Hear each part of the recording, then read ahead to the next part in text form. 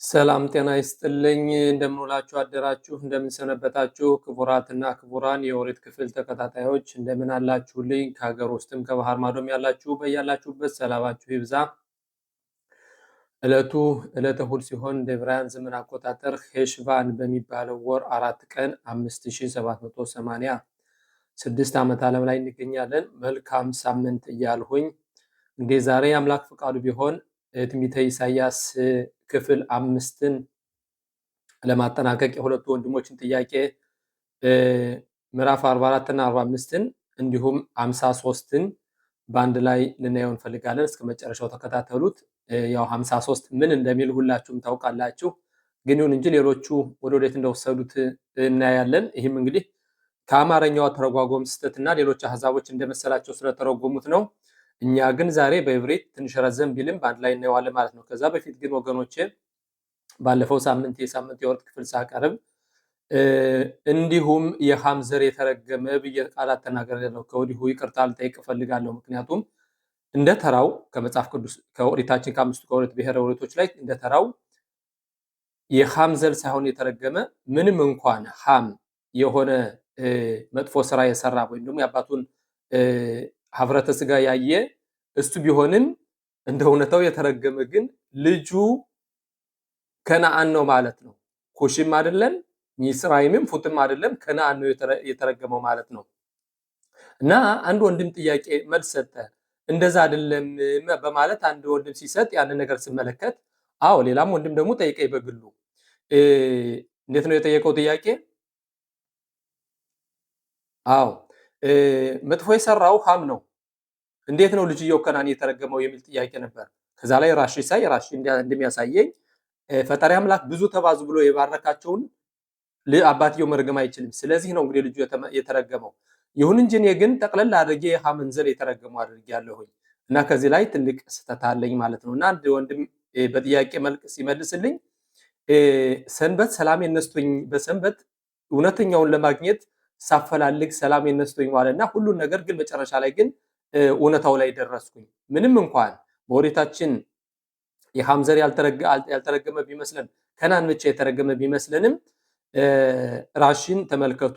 ነቢዩ ኢሳይያስ ምዕራፍ 20 ላይ ለምን እንደተጻፈ እና ሁሉም የሃም ዘሮች እንደተረገሙ ከዛ ላይ ነቢዩ ኢሳይያስ ያሳያል። ይህን በሚቀጥለው ሳምንት ባሪያ ማለት ምን ማለት ነው? ኩሽ የተባለው ኩሽ ማለት የሰው ልጅ ስም ነው ወይስ ምንድን ነው? ኩሽ የሚለው ቃላት ለምንድን ነው የሚለው?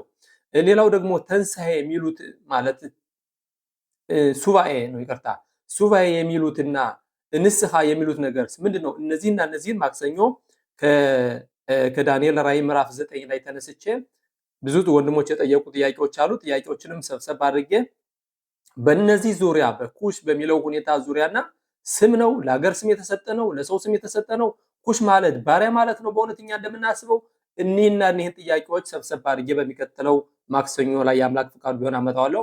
ዛሬ ወደ ነብዩ ኢሳይያስ ቀጣዩ ምዕራፍ 5ታችን እንተላለፋለን ማለት ነው።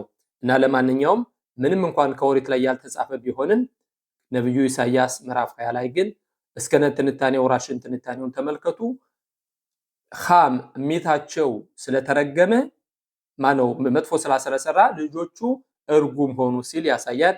ይሄንንም አጠቃላይ እስከነ ተንታኞች ማክሰኞ ይዤው እመጣለሁ። ዛሬ ወደ አምስተኛው ክፍል የነብዩ ኢሳይያስ ራዕይ ወይም ትንቢት እንተላለፋለን። እና እንግዲህ በእውነት አድማጭ ወንድማችን ባለፈው የጠየቀው ጥያቄ ምንድነው 44 እና 45ን ብትመለከተው የሚል ነው። እንግዲህ ተመሳሳይ ነው።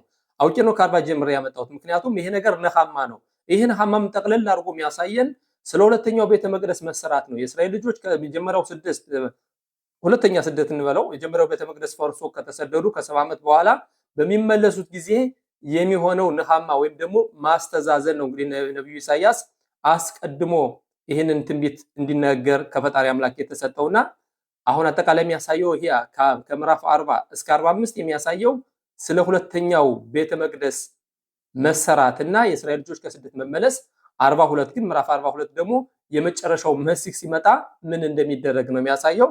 እና ተመሳሳይ ነው። ሁሉን አላነበውም፣ እርግጥ ይቅርታ ለአድማጭ ጥያቄያችን ወንድማችን 44 እና 45 እንዲገልጸው ጠይቆ ነበር። ይሁን እንጂ ተመሳሳይ ነው። መጀመሪያ ላይ እንደዚህ 44 ቁጥር ምዕራፍ 44 ቁጥር 1 ሲል ያሳያል።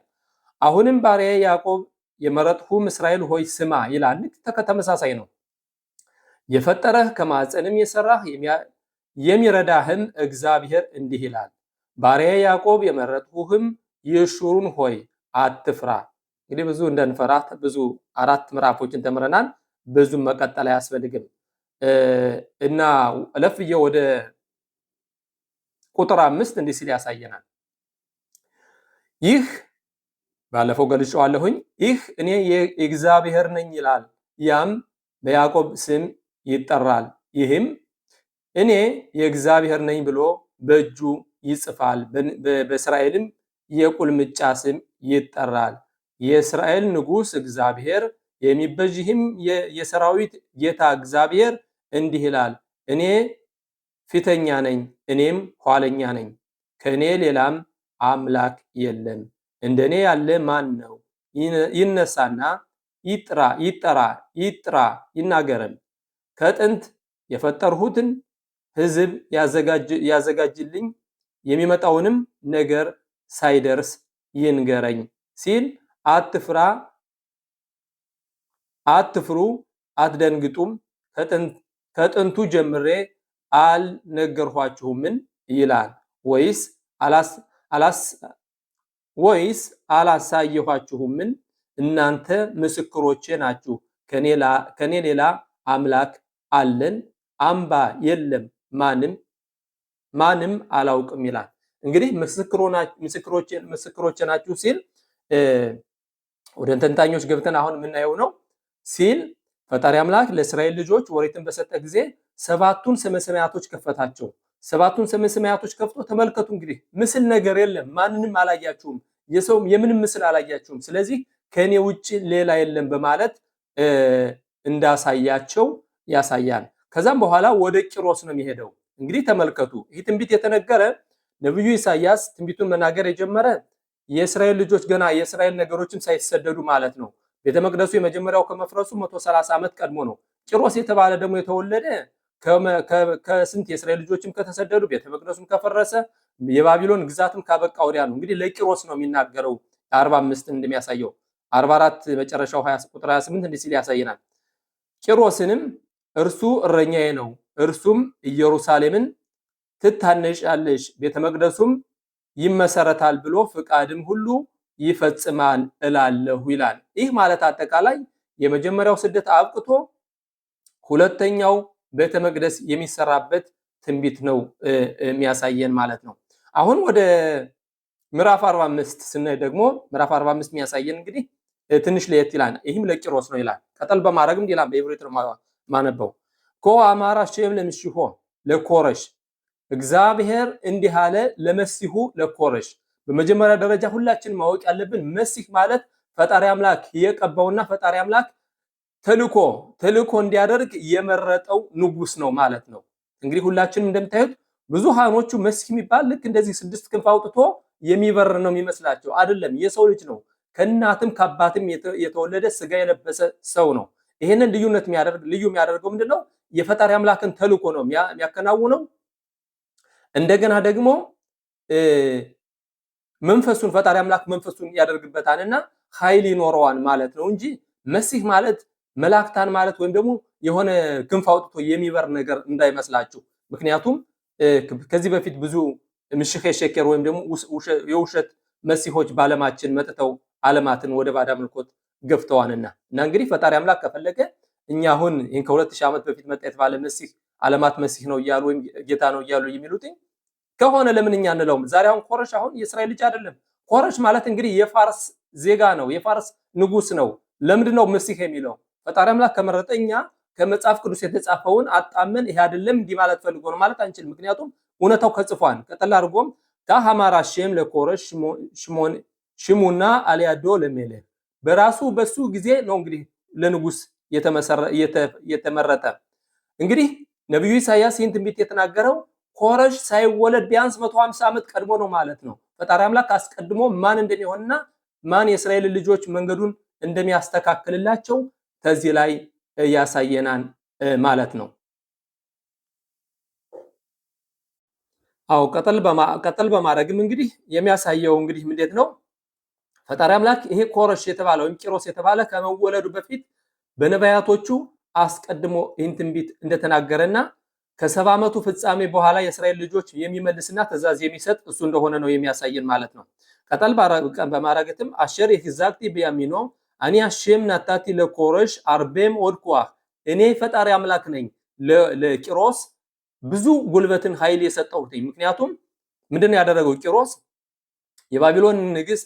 የባቢሎንን ግዛት ሰጠውና ባቢሎንን አስወገደ። ባቢሎንን አስወግዶ ፋርስ እንግዲህ በዓለማችን 52 ዓመት ገዝታለች ማለት ነው። እና ፈጣሪ አምላክ መንገድን አስተካከለ። እንዴት አድርጎ ነው? ወደ ኋላ እናየዋለን።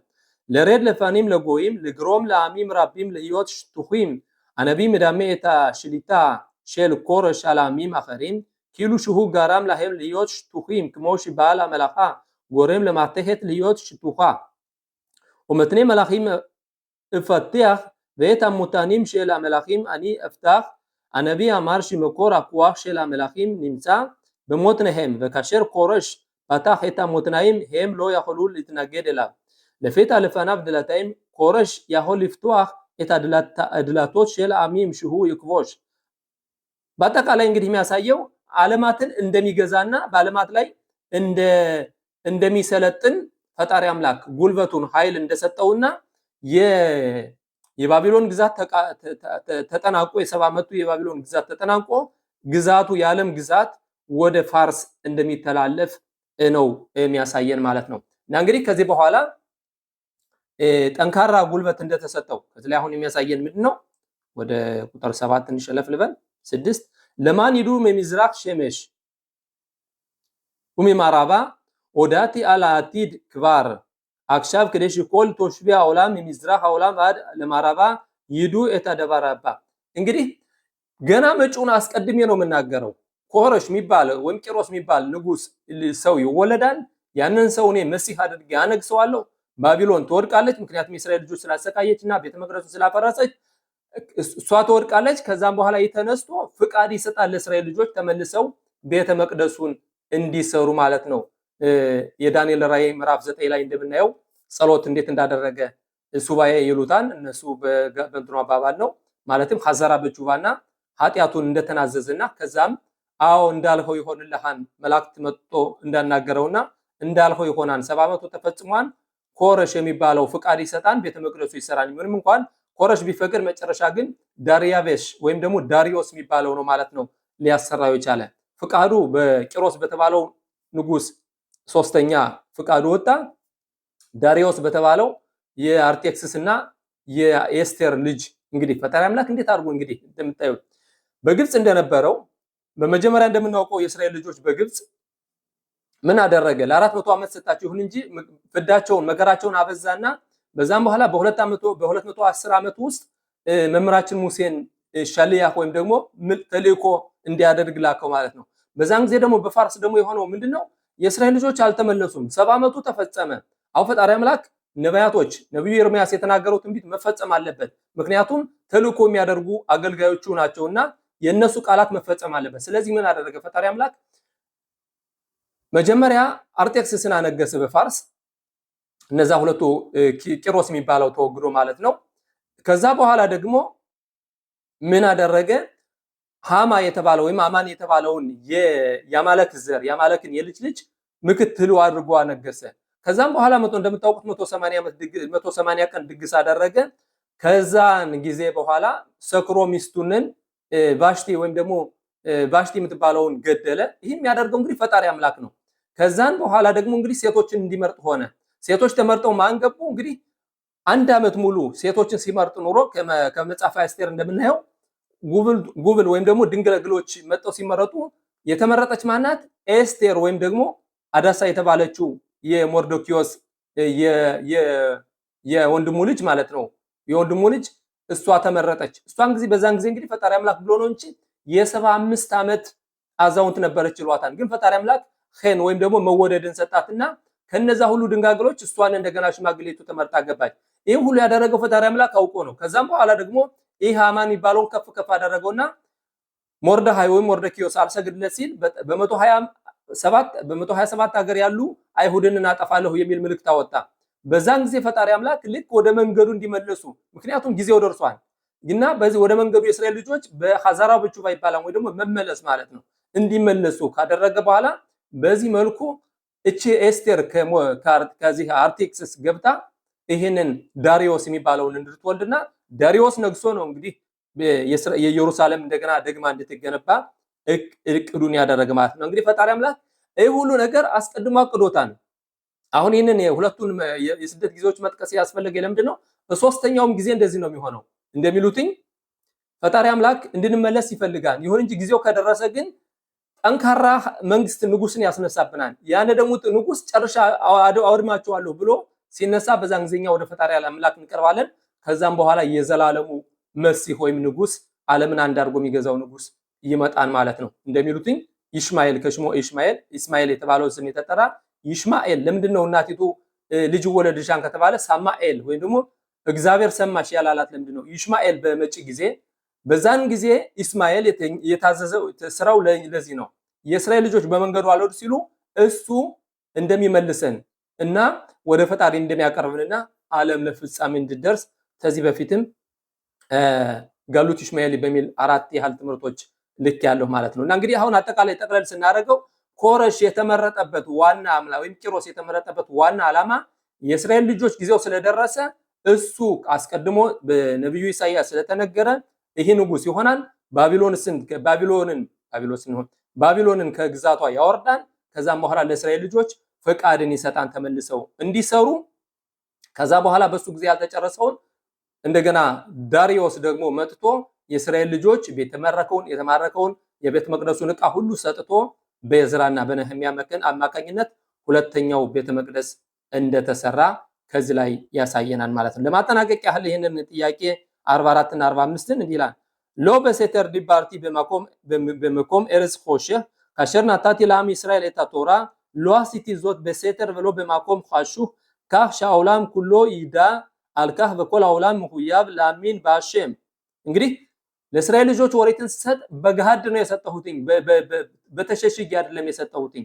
ምክንያቱም ዓለም ይህን እንደሚያውቅ ለምንድነው የሚለው ከዚህ ላይ አሁን ሰዎቹ ይላል ባዕድ አምልኮት ያመልካሉ፣ እንጨቱን ይጠርባሉ፣ መጀመሪያ ይሞቁታል፣ ከሞቁ በኋላ ከፊሉን ስጋ ይጠውሱበታል፣ ከፊሉን ጠርበው ደግሞ አምላክ ያደርጉታል። አምላክ ግን የነበረ ያለ የሚኖር የዘላለም አምላክ አንድ አምላክ ነው። ስለዚህ ለእስራኤል ልጆች ሰባቱን ሰማያታት ከፍቼ ሸባረካይ የሚባላል ሰማያታት ከፍቼ ሳሳይ ምንም አልነበረም ከኔ ውጪ።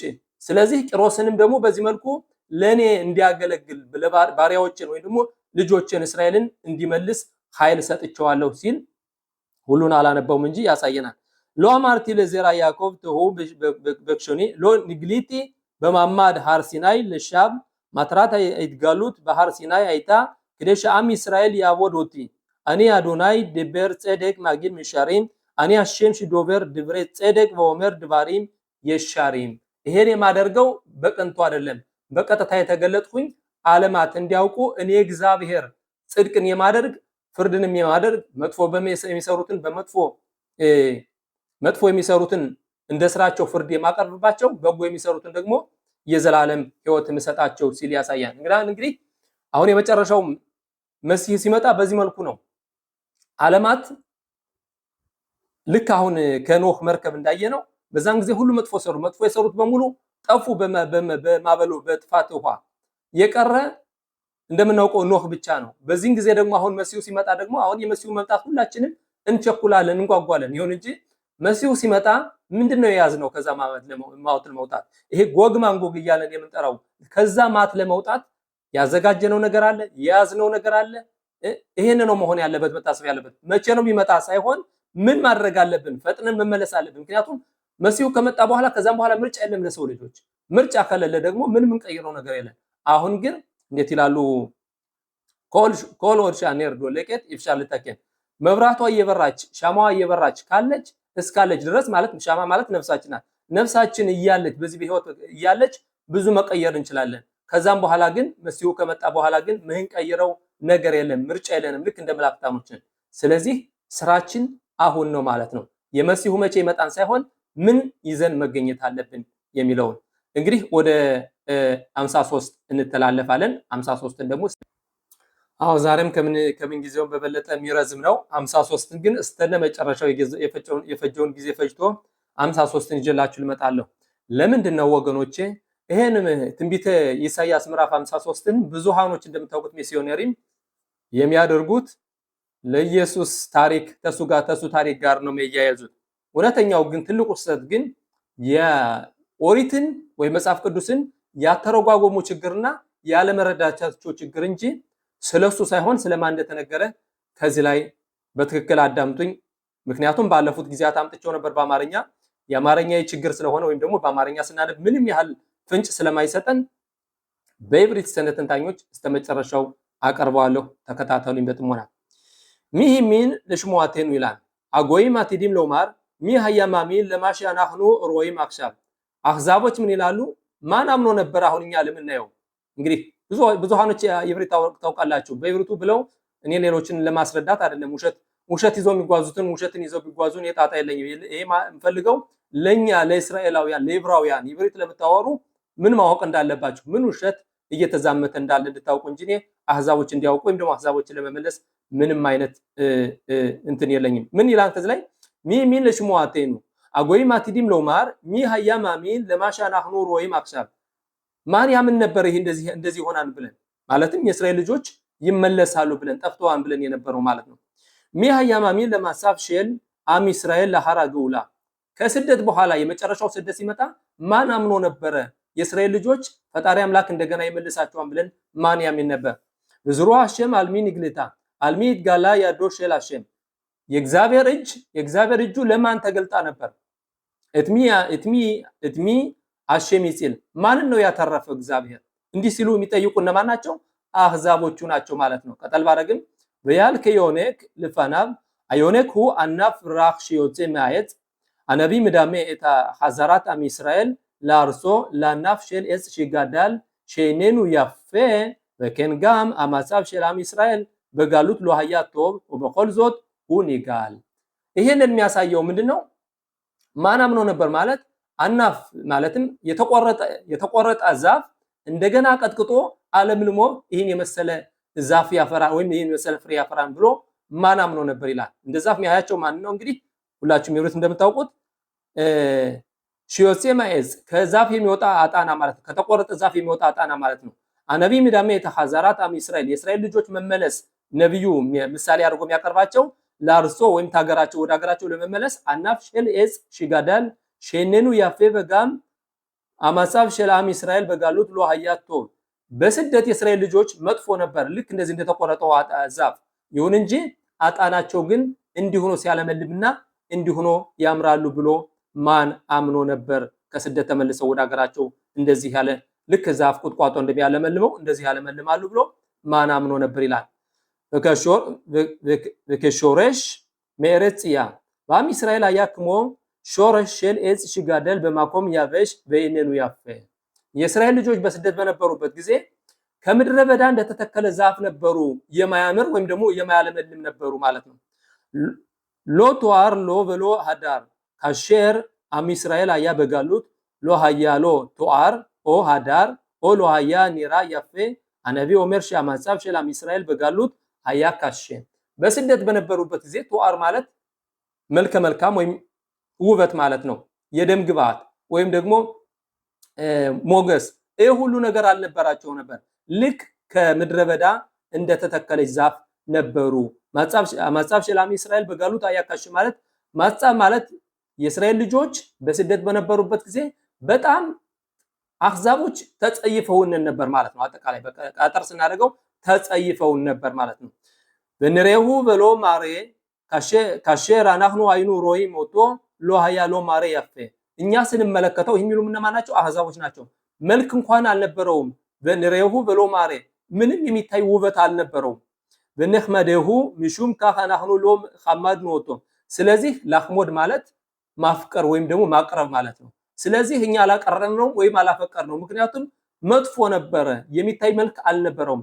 ንብዜ አም እስራኤል አያም ውዜ በይኔኑ በሻ ሽሁ አያ በጋሉት የእስራኤል ሕዝብ በስደት በነበረበት ጊዜ ንብዜ ማለት የተጠላና የተነወረ ነበር ማለት ነው። በአተረጓጎሚያት ያዙኝ ምክንያቱም ይብሩቱን በደንብ የምታውቁ ሁላችሁ ናችሁ ማለት ነው። እንዴት ነው አም እስራኤል አያ በመቡዜ በእኔኑ በሻሽሁ አያ በጋሉት የእስራኤል ልጆች በስደት በነበሩበት ጊዜ የተጠሉና የተጸየፍናቸው ነበሩ ይላል። በሃዳር ኢሺም በሁ አያ ጋም በማድረጋ አፕሁታም የማድረጋ ታዳም እንግዲህ ሂትለር እንዳለው ማለት ነው። ማድረጋ አፕሁታ ማለት ከሰው ልጆች ልክ እንደ ሰው ልጆች አይታዩም። እንግዲህ እኔ ልጅ እያለሁ ጎንደር ሰመሰሰመው የነበረው ሰው ነው ፍልስጤም ነው የሞተ የሚሉት አባባል አላቸው። ሰው ነው ወይስ ፍልስጤም ነው የሞተው? ይህ ማለት እኛ የእስራኤል ልጆች ልክ እንደ ፍልስጤም እያደረጉ እንደ ሰው አይደለንም ነበር። በዚህ መልኩ ያዩ ነበር። ወይም ደግሞ ጎንደር ተሰባስበን ወደ ጎንደር በመጣንበት ጊዜ በርኖሴ ይሄ ሜዳውንን እየጠራረገ የሚበላው እንሰሳ ወይም ደግሞ ትላትሎች ነን እንደዚያ ነበር የሚያዩን። ልክ በዚህ መልኩ ነበር ዓለማት በተለያዩ ዓለማት በኢትዮጵያ ብቻ አይደለም በተለያዩ ዓለማት በዚህ መልኩ ነበር ሲመለከቱን የነበር ማለት ነው። ቀጠል በማድረግም ኢሽ መሆቦት ወያዱዋ ሆሊ አም እስራኤል አያ ታሚድ ኮኤቭ ሆሌ በጋሉት አካባና ለማሳብ አኖራኢ ሸል አም እስራኤል በጋሉት በስደት በነበሩበት ጊዜ በሽታ የበሽታ የያዘውና በሽታው ሁሉ ከነሱ ነው ያለ የተባለ የምናስታውሰው እንደነሱ አቆጣጠር በ1490ዎቹ ላይ የሆነ በሽታ መጥቶ ነበር በአለማችን። በዛን ጊዜ ሽኮራ ማንም ማገፋ ሽኮራ ይባላል ወይም ደግሞ የጥቁር በሽታ የሚባል መጥቶ ነበር እንደ አውሮፓውያን አቆጣጠር በ1390ዎቹ ላይ። ይሄንን አይሁዶች ናቸው ያመጡት ተብሎ በዛን ጊዜ ብዙ ህዝብ የተገደሉትና ከፈረንሳይና ከእንግሊዝ ቤታቸውን እየለቀቁ እንዲሰደዱ የተደረጉትኝ በሽታውን የሚያመጡት እነሱ ናቸው እየተባለ ነው። እንግዲህ ተመልከቱ እና እንግዲህ ነብዩ ኢሳይያስ 53 የሚያሳየው የእስራኤል ልጆች በስደት በነበሩበት ጊዜ የደረሰባቸው መከራና ሰቆቃ ነው ማለት ነው። ዛሬ እስከ መጨረሻው አነባዋለሁ። እንደባለፈው እንዴት ነው የሚለው አለባብሰው ቢያርሱ በአመቱ ይመለሱ ይባላል። ዛሬ ግን እስከ መጨረሻው ይሄን ነገር ግልጽ ላደርግላችሁ ፈልጋለሁ። ምክንያቱም በአማርኛ ሞክሬ ነበር፣ በአማርኛ እኔም አልተረዳሁም። እርግጠኛ ነኝ አድማጮችም የተረዱዋል መሰለኝ በዛን ጊዜ ሳቀርበው ባለፉት 6 ወራት ማለት ነው። ቀጠል አድርጎም ከሚስተር ፓኒም ሚሜኑ ዋይኑ ማስትሪም ኤትፓኔኑ ሚሜኑ ሎ አይኑ ምስታክሊማላ ፊታችን አይሁዶችን በስደት በነበረበት ጊዜ ስናያቸው አይናችን ሸፍነን ነበር ምንሄደው እንዳናያቸው። ምክንያቱም በሽታ የያዛቸው የተጠሉ የተነወሩ ስለሆኑ ማለት ነው። በሽታው ከነሱ ነው የሚመጣ ብሎ ያስቡ ነበር። ንዜ በሎ ሐሻብኑሁ ሃዩት ዘሁ አያ ባዙይ በእኔኑ በሎ ሐሻብኑሁ እቶ እንደዚህ ለሂሳብ ራሱ አላቀረብነው ነበር። እንደሰው ለሂሳብ አላቀረብነው ነበር። ምሳሌ አድርጌ በጎንደር በርኖሴና ፍልስጤም እያሉ ሲተረጉሙን እንደነበሩ ማለት ነው። አኸን ሆሌኑሁ ናሳ አም እስራኤል ሳባል ኤት ሆላይ ሺጊያላኑ ለአሕዛብ የሚመጣ የነበረውን በሽታ እሱ ተቀበለ ሲል ያሳያን።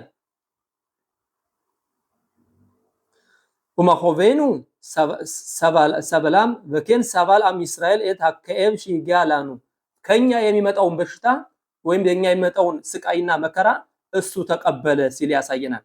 ወናህኑ ሐሳብኑሁ ናጉዋ ሙኬ ኤሎሂም ወሞኔ ወኢሉ አናህኑ ሐሳብኑ ሽማጊያ ለሄም ለህይወት ሙኪም ወሙኒም አልያደ ኤሎኪም አጎይም ወምሪም ሽበትሂላ ሻም ሐስቡ ሻም እስራኤል ነናሽ ሚሹም ሽሁ ኢሚን በኤሎሃ ሸኢኑ አሚቲ በማኮም ቢንኮም ላሚን በኤሎሃ ሸላጎይም ኦላም ለሐር ሻም እስራኤል ኖሴ ባሩ ለኩላም ሻጎይም ሄም ኤለ ሽኻቱ ባም እስራኤል ነናሽ ቢግላላ። እንግዲህ የእስራኤል ልጆች የተቀጡ በእነሱ ምክንያት ነው። እነሱ ግን አሕዛቦች ግን ያሰቡት ምንድነው?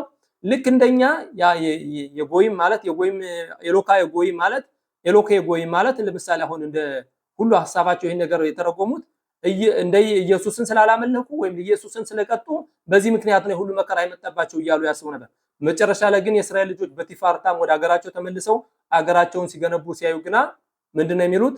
ተሳስተናል፣ የኛን ችግር እነሱ ወርሰው ኖሩ እንጂ ይሄ ከእግዚአብሔር የመጣ አልነበረም በማለት ያሳየናል ማለት ነው። ቀጠል አድርጎም እንዴት ነው የሚለው? ስርሂም ላበ አለኑ ክዴሽ ይላኑ ሸሎም ባውላ ቀጠል አድርጎ አሁንም እንዳላልፍ ወሁም ሁላል በብሻይኑ አም እስራኤል ይትማለ በኸልኸላ በዛዙዋ ቢግላል ብሻይኑ በእኛ ምክንያት ይህን ሁሉ መከራ የደረሰበት በእኛ ምክንያት ነው። ምሉኬ ባቦኖቴኑ በሁሽ ንሽባር ቢግላል አቦኖት ሸላኑ አሕዛብ የሚያደርሱት መከራ አሕዛብ የሚያደርሱት በሽታ ስቃይ እሱ ይህን ሁሉ መከራ ተሸከመ ወይም ተቀበለላን። አዎ ደግሜ ገባሁና ቀጠል አድርጎም ሲያሳየን እንግዲህ ወደ ቁጥር 6 እንዲህ ሲል ያሳየናል። በሐቡራተኑ ንርፓላኑ ቫሊያዴ ሐቡራ ሽባ አላብ አሊያዴ አፔሳ ሸልጋሉት አናህኑ ይትራፔኑ አም እስራኤል ነናች በሚቆሜኑ በእኛ ምክንያት በእኛ ችግር ምክንያት ይህን ሚሉት እንግዲህ ተመልከቱ። እንግዲህ የመጨረሻው ጊዜ አህዛቦች ናቸው የሚሉት በእኛ ምክንያት የኛን መከራ እሱ ተሸክሞ የኛን ስቃይና የኛን መከራ የእስራኤል ልጆች ይሄን ሁሉ ስቃይ በስደት ደረሰባቸው።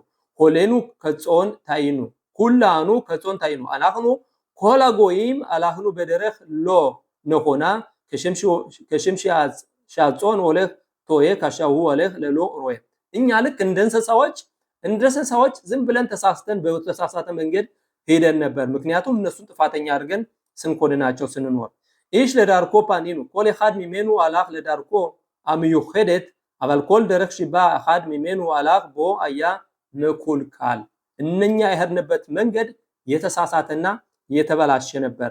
እኛ ያሰብነው ፈጣሪ አምላክን ሁሉ መከራ የሚያመጣበት እኛ የምናመልከውን የባዳ ምልኮት ስላልተከተሉ ነው ብለን አስበን ነበር። ኤሎሄ ጎይ ማለት የነሱን የባዳ ምልኮት ማለት ነው። ባሸም ይፍጊያ ቦ ኤት አቦን ኩላኑ ባሸም ጋራም ለአም እስራኤል ሊፓጋ ቢግላል አቦኖት ቸላኑ በእኛ ኃጢአት ምክንያት እነሱ ይህ ሁሉ መከራ ደረሰባቸው። ኒጋሽ አጎይም ንግሹ ኤታም እስራኤል ናግሱ ኤታ ሀጎይም ናግሱ ኤታም እስራኤል ላኩ ኤታማሞን ሸላም እስራኤል እንግዲህ አህዛቦች ሊንጎስ ማለት መምታት ወይም ደግሞ መምታት መደብደብ ማለት ነው። ይሄን እያደረጉ ንብረታቸውን ወሰዱ። በሁነና አጎይም ሃዩ ጋም ማኒም ኤታም እስራኤል በማኮት ለአኖት ማለት መቅጣት ወይም ደግሞ ማንገላታት ማለት ነው። ንብረታቸውን እየወሰዱ ደግሞ ግርፍና መንገላታት ሁሉ ነበረ። ወሎ ይፍታህ ቢብ ባላፍ አይኑይም ይሄ አሱር ለአም እስራኤል ልፍቷህ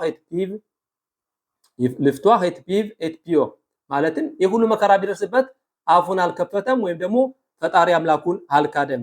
በከራኸለ ፍኔ ግዚዛ ነልማ በክሞሽ ራኸል ምትናሄገት ባሊሙት ወይኔና መዳበረት ካሸርሂ ኦመደት ልፍኔ አናሽም ሾምዲም ለጋዜት አጸመር ሚሜና በግን ጸጉሯን ሲቆርጧት አትናገርም። ምንም እንኳን ብትንፈራገጥም አትናገርም። የእስራኤል ልጆችም በዚህ መልኩ ነበር ስቃያቸውን ዝም ብለው ሲቀበሉ ነበር።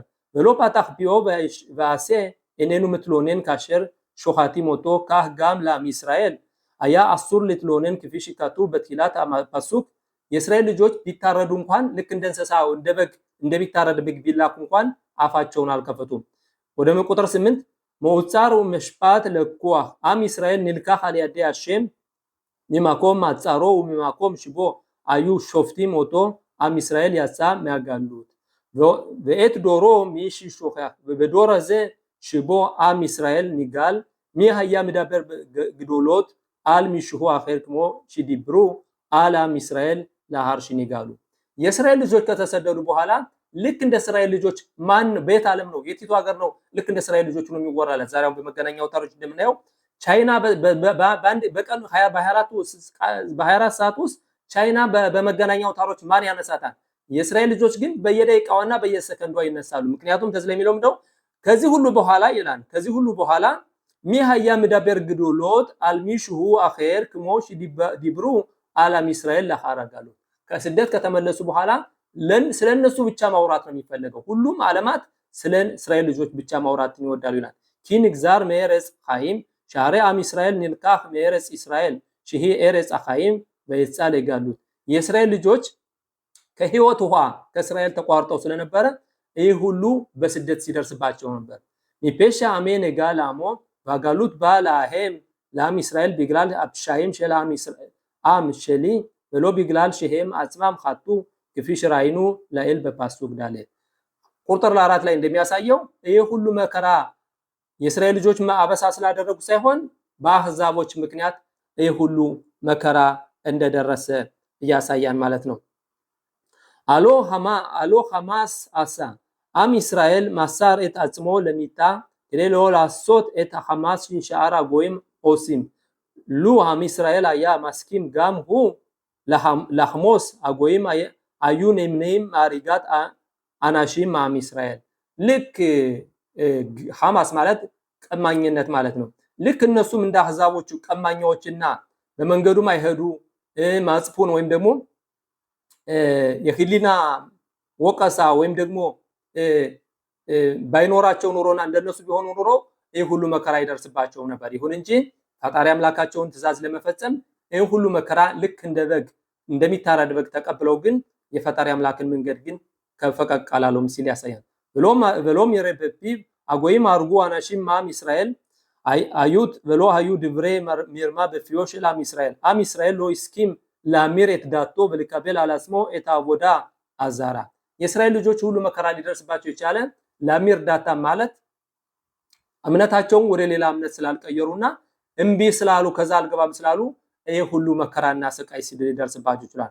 ባሸም ሐፋስ በዳኮ በኸሊ አሸም ራጻ ለዳከታ እስራኤል ለሽቦር ወቶ ለግሮም ሎ ለሆሊ ለማሩት ሸን ቦ ኸት ኢምታሲም አሻም ነፍሾ በዝሁት ዘሽ አም እስራኤል ኪቤል አላስሞ ኤታሻም ኤት አውናሽም መታሽም ሁ ይስከ ላሪክ ያሚን በዚህ ምክንያት ይሄ ሁሉ መከራ ሲደርስበት ወደ ሌላ እምነት አልገባም በማለቱ ህይወትን ያረዝማል።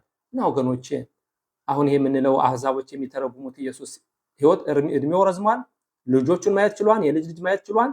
በየትኛው ሀገር ነው ኢየሱስ ንጉስ ነው የነበረው? እንግዲህ አሁን ተቂሮስ እንዳየ ነው ቂሮስ ነግሶ የነበር በፋርስ ነው 52 ዓመት በአለም ገዝቶ ነበር። ኢየሱስ በየትኛው ሀገር ነው የነገሰ? ታዲያ እንዴት አድርገው ነው ይሄን መሲህ ነው ጌታ ነው የሚሉት? ምን አይነት ህይወት የጠገበ ህይወት ነው ያገኘው? ወሐፈስ አሸም ቢያዶ ለይጽላህ ወማሻ አሸም ሮቴ ላሶት ለሄም ይትካየም ከሸም ሺ በጋሉት ራጾኖ ሸል አሸም ለዳከ ኤታም እስራኤል ይትካየም ካህ ጋም በዝማን አገውላ ሮጾኖ ሸል አሸም ይትካየም ባም እስራኤል ይጋየል በመከራ ይሄን ሁሉ መከራ ዝም ብሎ ስለተቀበለ በስደት ከዛም በኋላ ከስደቱ ሲመለስ ይሄን ሁሉ ረጅም እድሜና ብዙ እንትን ያገኛል። አድ ባሱ ከዘ አናቢ አማር እድብሬ አውሞት እስከዚህ ድረስ ዓለማት ያሉትን ነው የሚናገረው። ባሱ ከዘ አናቢ ኦሜር እድብሬ አሸም መማል ነፍሾ ይራሽ ሶባ ካሸር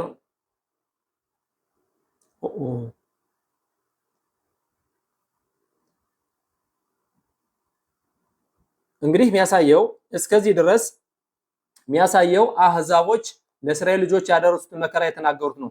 ከዚህ በኋላ ግን ወደ መጨረሻው ግን የሚያሳየው ምን ይላል? ከዚህ ላይ እንግዲህ ከሰሃር ሸል ነፍሹ አይታ በማላት ገሉት ወአክሻብ ይሬሽሁ ይሽ ሶባ አም እስራኤል ሽሁ ኤበድ ሸሊ ያስሊህ በዳቶ ለግሮም ለካፍ ሽጋም አጎይም ይህዩ ጻድቂም ያብዱ ኦቲ ባል ያደ ጽድቁቶ አም እስራኤል ይግሮም ሽዬ ሻሎም ባውላም ኪባን ሽሁ ይስቦል እት አቦኖት አጎይም አዩት ባም እስራኤል ይጻድቅ አኒ አቲድ ለሐለክ ሎ ሽላል አቃሸር ያበው አላብ ራቢም አካባና ለመልከመት ጎግ ወማንጎግ ይሄን ሁሉ መከራ ተቀብሎ በጸጥታ ያህዛብን አበሳ ሁሉ ስለተላበሰ በመጨረሻ ጊዜ በጎግ ማንጎግ የሚደርሰው መከራ በዛን ጊዜ ሸላል ማለት ያለማት ንብረት ወደ እስራኤል ሀገር ይመጣን በጎግ ማንጎግ ጊዜ ያን ሁሉ ሀብትና ረጅም እድሜ አሳየዋለሁ ሲል ያሳያን።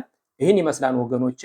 እንግዲህ ኦሪትን ስንማር መጽሐፍ ቅዱስን ስንማር ተንታኞችን ይዘን ወጻራ ቶራ የሚባለው ነው እየገባችሁ ማየት ትችላላችሁ።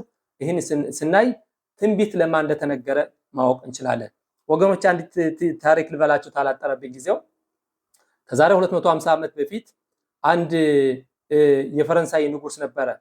ንጉስ ወይም ኪሳር የሚባል ነበረ። ስሙ ለጊዜው እንትን አለኝ እንጂ እንደውም ከመጽሐፉ ላይ ያለ ጊዜው እያጠረ ሄደ እንጂ ይሄን ኪሳር ናፖሊዮን የሚባለው ይሄ ኪሳር ናፖሊዮን በእስራኤላውያን ሰፈር ሲሄድ አንድ አዛውንት ጺሙ ወይም ሪዙ ከግሩ የደረሰ በጥሩ እንደተደግፎ ካለም መጀመሪያ እስከ ዓለም መጨረሻ የሚያይ ይመስላል እድሜ የጠገበ ሰው ነው ማለት ነው። አሁን ይህ ንጉስ በጣም ይመለከትና ይህን ሰው ወደ ቤተመንግስቱ ጥሪ ያደርግለታል። ይህ ጥሪ በተሰማበት ጊዜ ከቤተመንግስቱ ለመግባት እኮ ምን ማድረግ አለብን? ጺሙን መቆረጥ አለበት፣ የልጅ ልጆቹ ናቸው የሚሉት ምክንያቱም በማለት ሲያበቁ ጺሙን ላይ አጭላጭተው ምን ብለው ይወስዱታል። አሁን ይሄ ናፖሊዮን ሲያይ ይሄን ነው የፈለጉት፣ እኔ የፈለጉት ነቢያቶችን የሚያስታውሰኝን ነብዩ ኤርሚያስና ነብዩ ኢሳያስን የሚያስታውሰኝን ያንን መልከ መልካሙን ሪዝ ያንን ውበት አልሆ እንጂ እንደዚህ ያለ መላጣና ጸጉሩን ላጭታችሁ ጺሙን ማለጣችሁ ያመጣችሁ እንደዚህ ያለ መላጣማ ከኔስ በሚሊዮን ሞልተውኛል ብሎ አስወጥቶ አባረረው ይባላል። ራሳችን ለመሆን እንሞክር እላለሁኝ ወገኖቼ። ዛሬም በዛ